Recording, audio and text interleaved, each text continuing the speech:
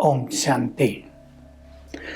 आपके समक्ष प्रस्तुत है एक ऐसे महान पुरुष का जीवन वृतांत जिन्होंने विश्व कल्याण के लिए, सभी को सुख देने के लिए, सभी का भला करने के लिए अपना सर्वस्व बलिदान कर लिया।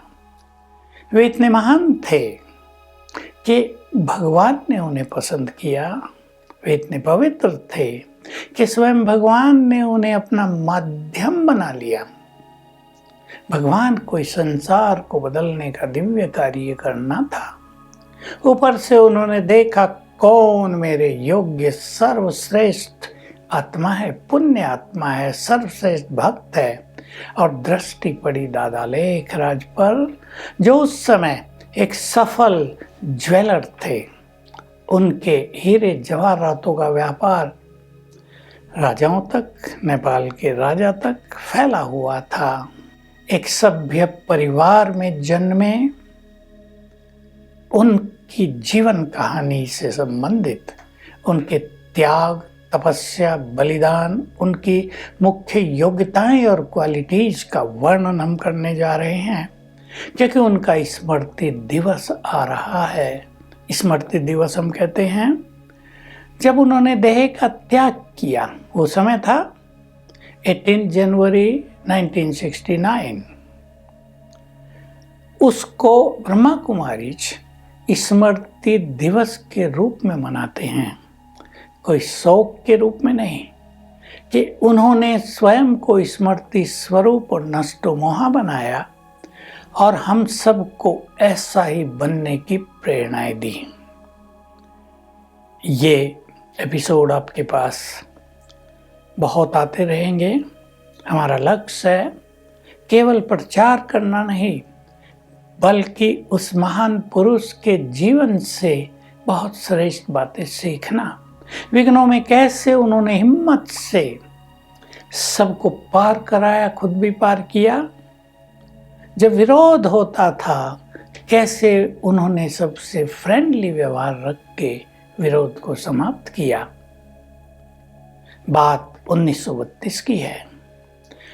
वे अंतर्मुखी होने लगे थे। उन दिनों वो एक कोलकाता में अपने बिजनेस में बिजी थे, लेकिन उनका मन अचानक ही अंतर्मुखी होने लगा।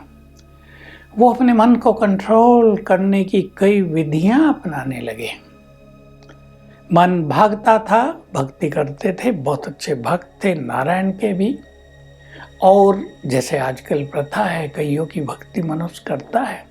बहुत सारे गुरु भी उन्होंने अपनाए थे ताकि सत्य मार्ग उन्हें कहीं से मिल जाए। बहुत अच्छी क्वालिटी के भक्त, सात्विक भक्त।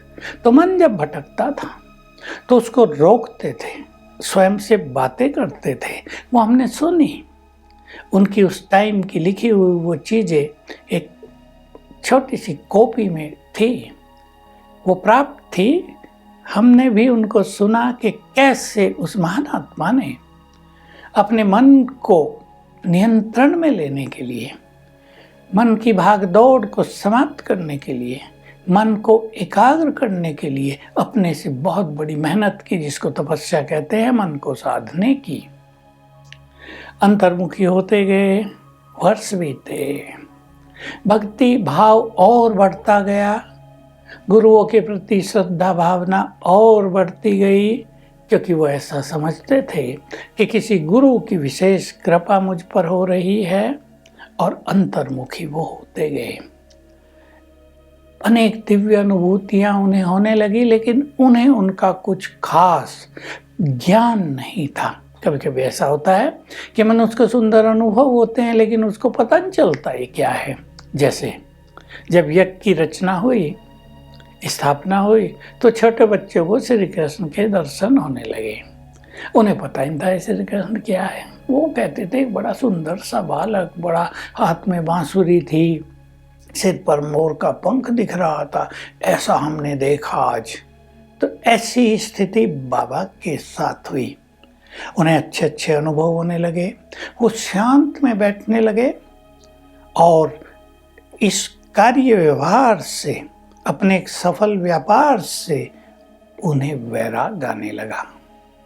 लेकिन एक साथ तो इतने बड़े कारोबार को छोड़ना संभव नहीं होता।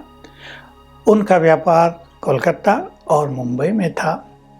वहाँ से वो मुंबई में भी आए और वहाँ उन्हें एक मंदिर के प्रांगण में बहुत ही सुंदर साक्षात्कार हुए। कई चीज़ें उन्होंने देखी। वहाँ से वो हैदराबाद गए जहाँ उनका घर था बहुत बड़ा, और उन्होंने ये कार्य प्रारंभ किया। छोटा सा सत्संग शुरू किया। वहाँ से वो बनारस भी चले गए, और बनारस, क्योंकि वो सोचते थे कि बनारस भारत की ऐसी सुंदर भूमि है जिसको महान तीर्थ माना जाता है, जहाँ शिव का वास समझा जाता है, वहाँ जाकर मुझे कुछ और अच्छा डिवाइन लाइट, कुछ डिलाइटफुलनेस, कुछ एनलाइटनमेंट प्राप्त हो जाएगी। और इस तरह वो अपने जीवन में आगे बढ़ते गए आध्यात्म के क्षेत्र में। बनारस में उनके मित्र का बड़ा मकान था, कोठी कहते हैं उसे। वहाँ वो रहे और मगन रहने लगे।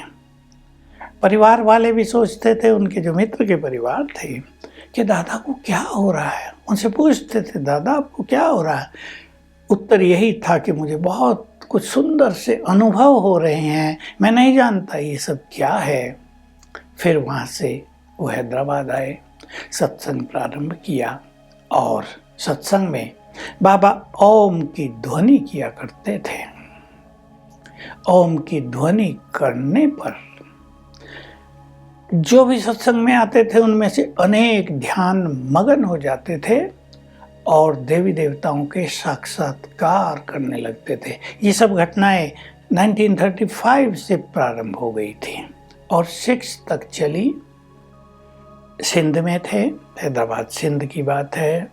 चारों ओर बहुत बड़ी आवाज़ फैल गई कि दादा क्या करा रहा है। लोगों को अच्छा भी लगता था, बहुत लोग आ रहे थे, दिव्य अनुभूतियाँ हो रही थी, लोगों के जीवन बदलने लगे, उनके चेहरों पे दिव्यता आने लगी। लेकिन हम सब जानते हैं, कोई भी नया कार्य जब होता है, अनेक लोगों को वो प्रिय भी नहीं लगता है, तो थोड़ा बहुत विरोध हुआ। लेकिन बाबा बोल्डली आगे बढ़ते गए और तब उन्हें आभास हुआ, एक दिन दिव्य साक्षात्कार हुए बहुत अच्छे, कि निराकार शिव जो सर्वशक्तिवान है और ज्ञान का सागर है, वो उनके द्वारा भारत को स्वर्णिम बनाना चाहते हैं, स्वर्ग बनाना चाहते हैं। और उन्होंने पहली बार उनके तन में प्रवेश किया जब उनके घर में गुरु का सत्संग चल रहा था। वो अचानक उठकर चले गए थे, कमरे में गए और दिव्य साक्षात्कार की अनुभूतियों में मगन हो गए। पुत्रवधू उनकी पीछे से आई कि दादा को कोई तकलीफ तो नहीं है। देखा कमरा लाल प्रकाश से भरा हुआ था, आंखें बाबा की तेजस्वी हो गई थी, आवाज आ रही थी, अहम चतुर्भुज तत्वम। बहुत सुंदर आवाजें, बहुत सुंदर अनुभूतियाँ। वो भी वहाँ खड़ी खड़ी देखती अवाक सी रह गई, ये क्या हो रहा है।